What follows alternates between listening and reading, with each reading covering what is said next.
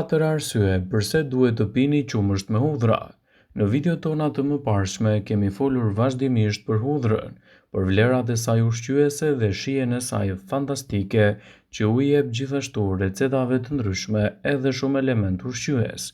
Por a keni menduar ndonjëherë të merrni kombinimin e qumshtit me hudhra? Për shumë njerëz ideja mund të tingëllojë si diçka e çmendur, por duke patur parasysh erën tipike të hudhrës, por sipas studimeve të fundit kjo recetë është shumë e dobishme në shëndetin e njeriu dhe lehtësimin e komplikacioneve të tij. Përbërësit që u duan në përgatitjen e kësaj recete janë 500 ml qumësht, 10 thelpi hudhër të qëruar, 2-3 lugë gjedhe sheqer dhe 250 ml ujë ftohtë.